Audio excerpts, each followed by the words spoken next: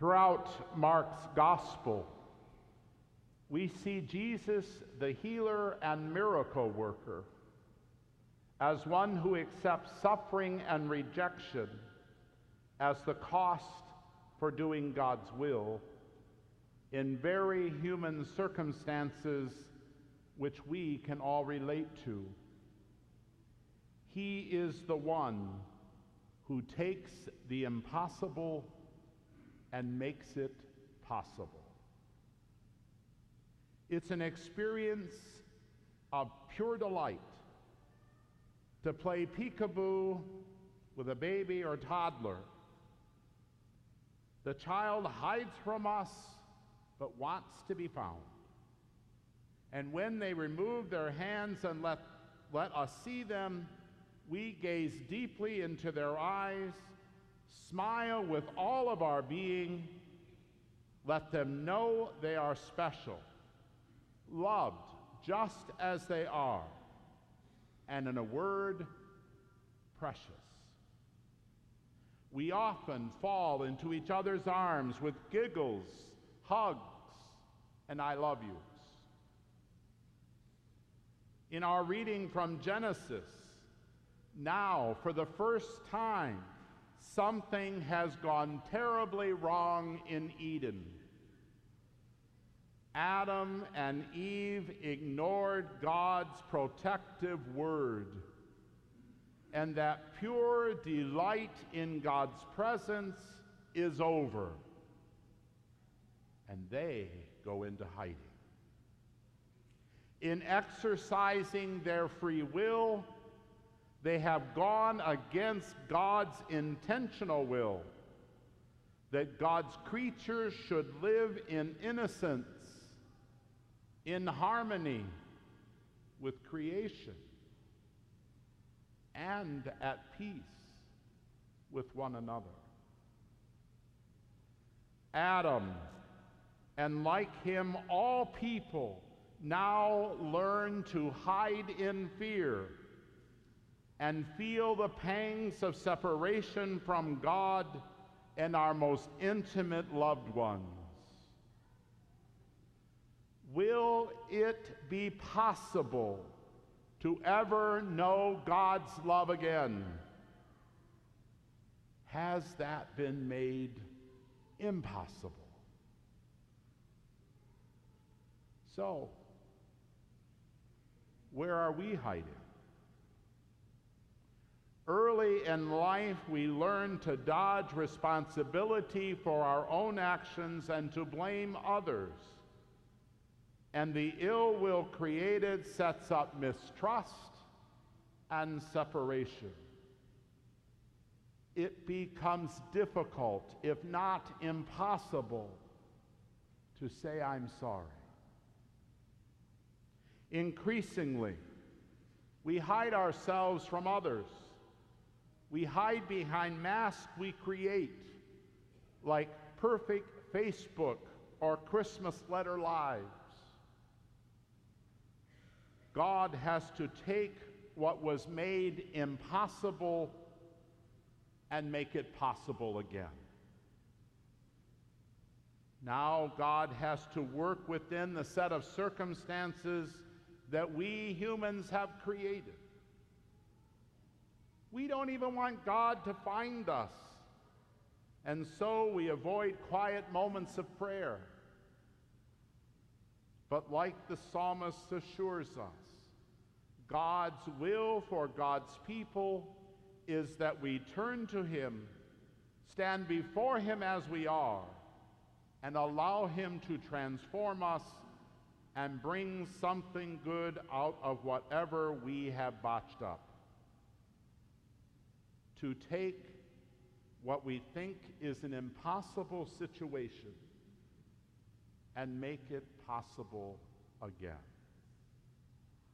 As the psalmist assures us, with the Lord there is mercy and the fullness of redemption.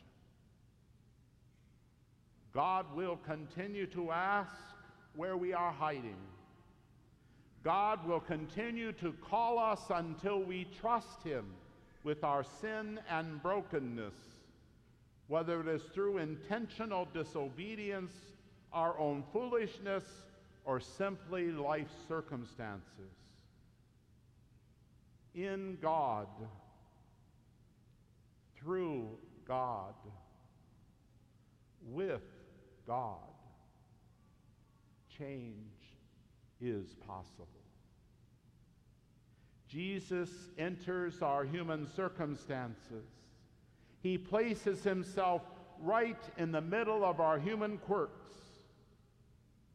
The scribes are suspicious of his motives, even when he is doing good by healing those possessed by demons. Jesus is even rejected by his family. We see him here at the beginning of Mark's gospel. He has been preaching and teaching, and he has just selected the 12.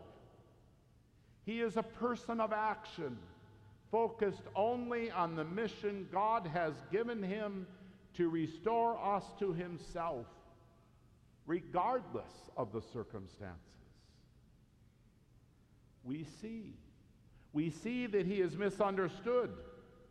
His family, the scribes, and even the disciples do not yet recognize that he is the Son of God. No one believes Jesus can take an impossible situation, our falling out of God's favor, and make it possible again to be in God's favor. By our redemption, we are made whole again in God's eyes.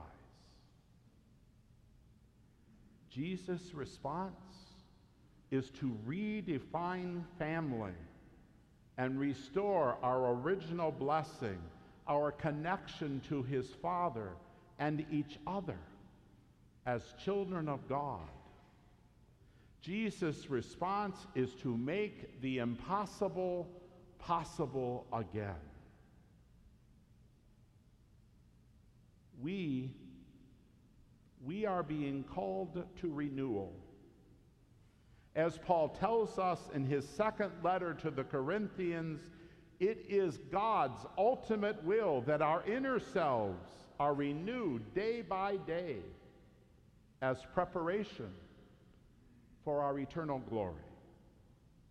We come to know how precious we are before God, and let him take delight in us as we also take delight in one another. We are constantly being reminded to place our total confidence in God, despite whatever difficulties we experience in being a Christian. Those difficulties can be ridicule or rejection. Ridicule or rejection for standing up for something good, or when we find ourselves hiding from God when we disobey his protective word in our lives. My friends, as we journey through Mark's gospel, let us take notice of how many impossible situations in which Jesus seems to find himself involved. Never is his faith in the Father's love shaken.